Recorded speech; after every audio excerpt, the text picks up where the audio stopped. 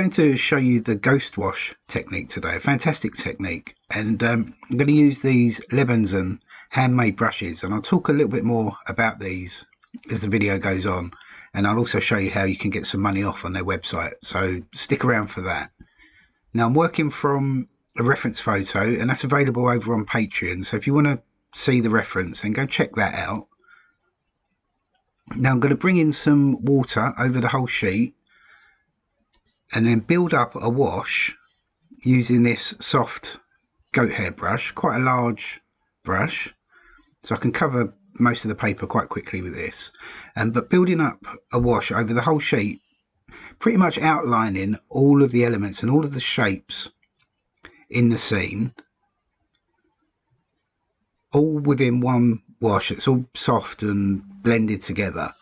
So I've got some blue, ultramarine, cobalt, some of the greys in the palette, and some little bits of burnt sienna as well.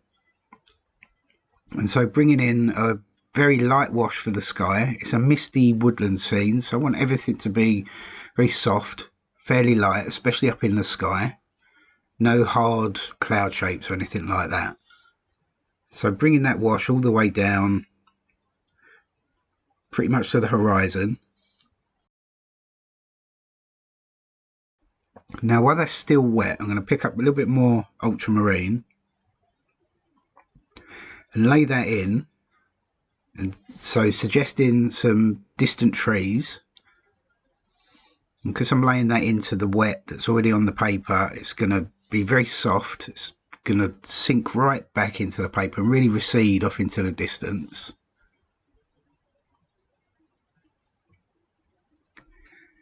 So that's all I really need to do at this stage for that distance. Very simply done. Now let's go swap to a pointier, slightly smaller brush, and I can get in a little bit more detail with this one. So I've got some raw sienna and a little bit of viridian. It's a nice autumnal field colour, so suggesting some grass, a little bit more raw sienna into that, vary the mixture as I go. And I can allow that all to run together, so the sky and that distant tree wash all running down into this field. Let's get a little bit of burnt sienna and some viridian. Let's mix it up a tiny little bit darker now. And there's a little track that comes out and goes around the corner with little puddles, and I can suggest that I'm drawing with the brush and basically just leaving behind the white of the paper, getting a little bit darker as I come closer down into the foreground. There's not as much water on the paper down there either, so I'm getting some little hard edges forming now. And this track curves round the bend.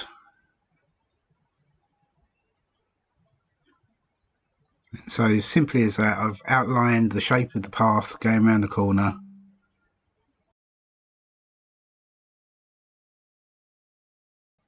Let's get a little bit more burnt sienna, some ultramarine.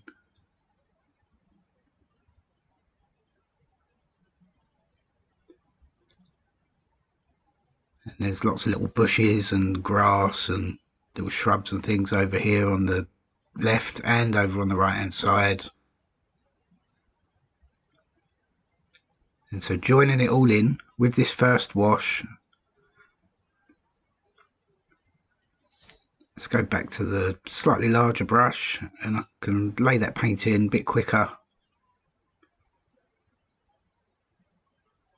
So more ultramarine, burnt sienna, varying that mixture.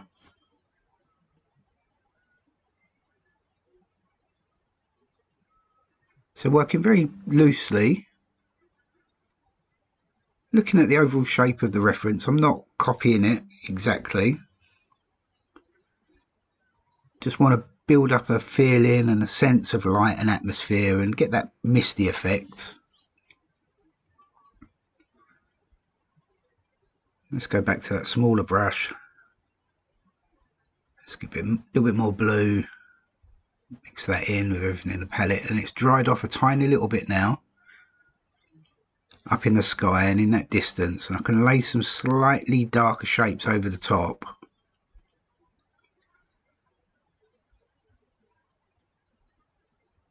And let's start working on that tree line. So there's some trees at the end of the field over there in the distance, and I'm just laying back into the slightly wet paper now, so it's going to be very soft still and still maintain that misty effect.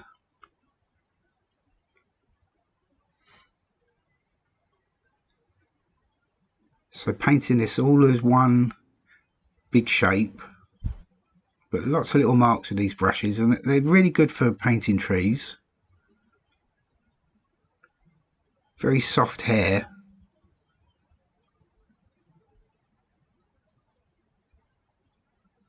And so I can very quickly build up the shape of this tree line at the end of the field.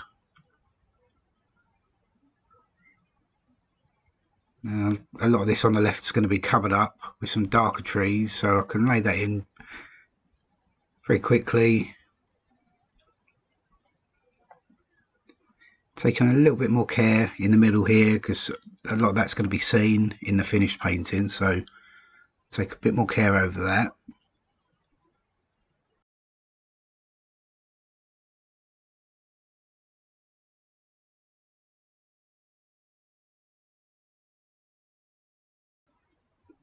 So bringing these shapes down.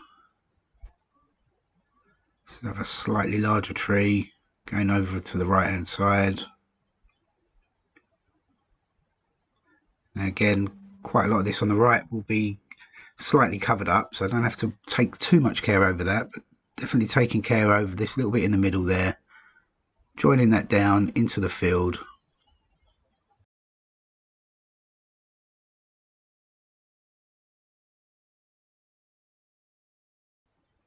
And already I'm starting to build up a scene that's got a nice misty feel to it.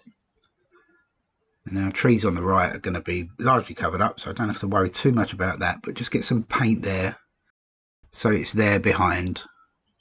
While I'm waiting for that to dry, let's have a quick talk about these brushes that I'm using today. And these are all handmade by a guy called Tracy Leventon in Seattle, Washington in the US. Now this is a goat and synthetic brush with a bamboo handle, and it forms a really, really lovely tip. But it's a very nice soft brush, good for detail and larger washes. This is a medium-sized goat hair brush, and again it's very soft, forms a really nice tip and fantastic for skies. But look at the craftsmanship in the handles. Each one is individually made, takes them a couple of weeks to make, and so there's so much craft and so much love and effort goes into making these brushes. They're amazing. This is a tiny little detail brush. It's Siberian elk, and again forms a perfect tip and excellent for tiny little details, small lines, tiny little marks. But like I said, each brush is individually made and takes him a couple of weeks to make, so there's a huge amount of effort goes into making these, and they're beautiful, beautiful brushes, and I feel really privileged to have them. But if you ever look in the description of this video, there's a link, and also there's a coupon code which is Chris. So very simple, nice, easy to remember. If you head over to his website, you can get 20% off all brushes. Make sure you do it by the end of the month though, because that coupon does expire, so get in there quick and get yourself 20% off. Okay, I've dried that wash completely, and hopefully you can see why I call it the ghost wash. It's everything's pretty much in place, but it's got a very misty, ghostly feel to it. And then once I lay some darks over the top, that's really going to bring everything together, bring the foreground closer, push the distance back, and then maintain that misty feel. So let's bring in some water with the mist bottle. Now using that same pointy soft brush, I can mix up a little bit of darker paint with some ultramarine and burnt sienna, and I can get anywhere from a very cool blue-grey to pretty much a black with this mixture, so it's very good for laying these dark shapes over the top. I find it better than using something like a Payne's grey. You have far more control over your darks this way by mixing them yourself. So let's lay in lots of little shapes with this brush, and where I put the water on with the mist bottle, some of it's softening, and I'm also getting little bits of dry brush happening as well. And so getting lots of variation in the texture. I want some soft areas, I want some little hard areas. And then there's sort of quite a gnarly looking tree over here on the right hand side, and I can suggest that with lots of marks with this brush.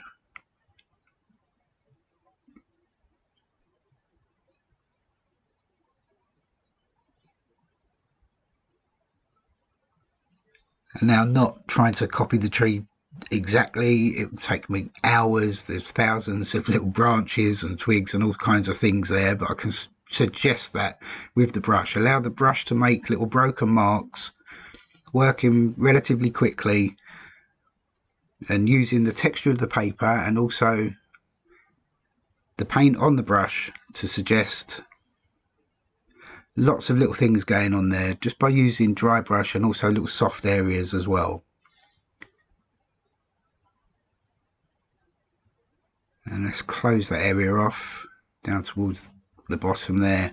Again, lots of little shrubs and bushes and things in there, and it's a whole jumble of stuff. And I always think if you see a jumble in your reference, or if you're working on location and you see a jumble, then essentially just paint a jumble. Paint the jumble that you see rather than what you think you see. So if you'll see trees, and rather than painting individual trees, paint it all as one big jumbly shape, if that makes sense. Right, let's drop a little bit of dark in, coming down towards the bottom of these trees, and join all these shapes together.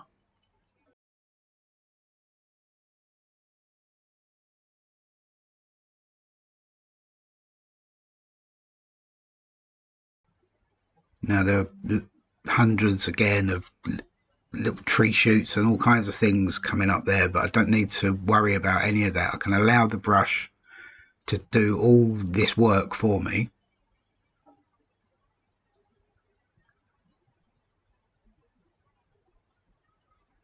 So let's vary that mixture again, a little bit more blue, a bit more burnt sienna.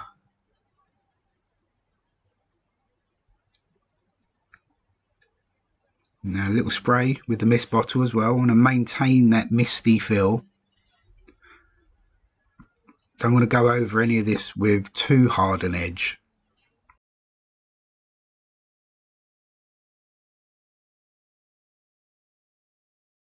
So I'm coming down towards that path now as well. I've got to make sure I don't cover up where I've left that little white area going around the corner. I want that eventually to look like there's a lot of water sitting there, little puddles and things like that. So take care not to cover that over.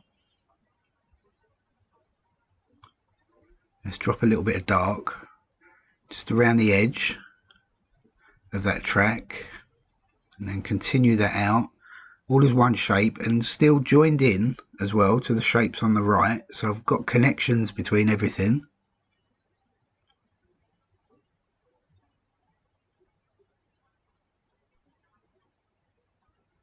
Let's drag some darker paint over the grass there as well.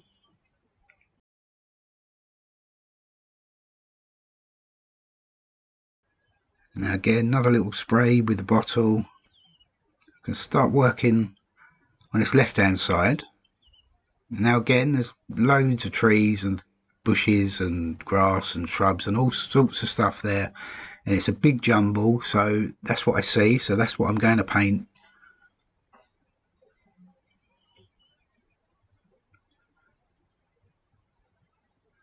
And so making sure I've got little connections everywhere, joining left and right in a tiny little way. It doesn't have to be a hard line connecting it all, but lots of little lost and found areas. I say that quite a lot, but it's really quite important, I think, to connect all your darks together. So let's get really quite dark now on this left hand side,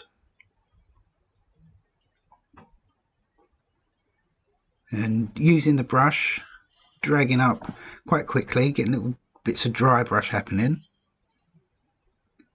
little sprays with the mist bottle as I go as well, so I get little soft areas forming.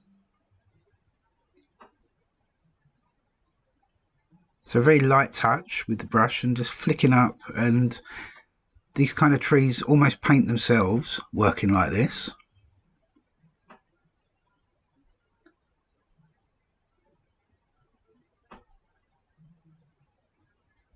So really building up the scene now, and it's these few slightly harder edges in the foreground that really make that distance look more misty and really push it back as well. So getting a real strong sense of perspective, an aerial perspective. Let's join all these darks together, bring it all the way down, and I've still got the first wash slightly shining through there. Going to lay some slightly darker paint on this right hand side again while it's still wet. And so I've built up lots of little connections. Let's get a little bit darker around the edge of this path there.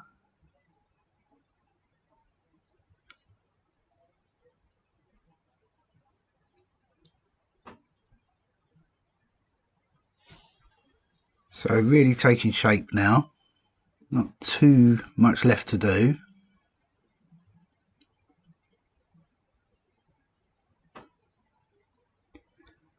So it's just these little areas that create the depth and the illusion of detail.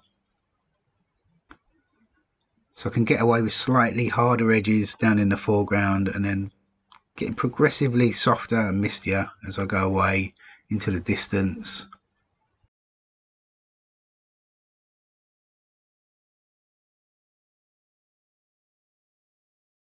So let's take a step back and see if there's anything else that needs to be done. Let's grab a little bit more blue, more burnt sienna again. Really strong and dark. Can slightly darken a couple of these tree trunks. Not too much. Still want to keep that misty feel. Very wintry, sort of autumnal feel to this one. In many ways, my favourite scenes to paint are these kind of wintry, autumnal. It's all very nice painting in the summer, especially getting out and painting on location, but there's something about the mistiness of autumn that's fantastic for painting, I think. Okay, I've dried everything off, and now a couple of finishing touches just down in this path. It's a little bit too white at the moment, so if I put a little bit of water in with a mist bottle and pick up some of this blue grey that's just sitting down there in the palette, I can cover over a couple of little areas, making sure I still leave some white behind, but knocking it back ever so slightly in places to create the impression of a little muddy path.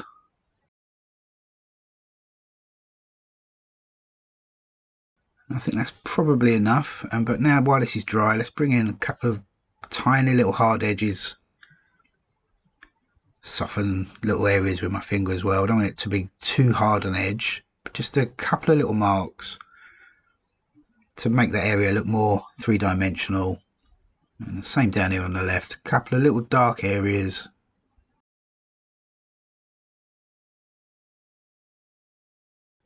Just a few little bits. Be careful not to overdo it, as always. Exercising a little bit of restraint and thinking less is more. It's very easy to get caught up and overwork.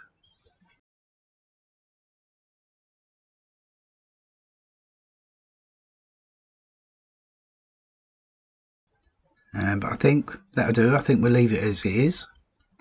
Okay, that's the painting finished. That's the ghost wash technique, as I like to call it. So bringing in a wash over the whole sheet of paper, outlining pretty much everything there. Apart from the hard edges in the foreground, you leave that till the end, but bringing over a very wet wash for pretty much everything, drying that off, and then bringing it all together with those few dark areas just to add that sense of perspective. And I think it really works, especially for this kind of misty autumnal or wintry scene. But anyway, give it a go. Let me know how you get on, and go over onto Patreon if you want to get the reference for this. It's over there, and it's in a collection called Reference Photos, funnily enough. But go and check that out. But anyway, thanks for watching, everybody, as always, and see you next time.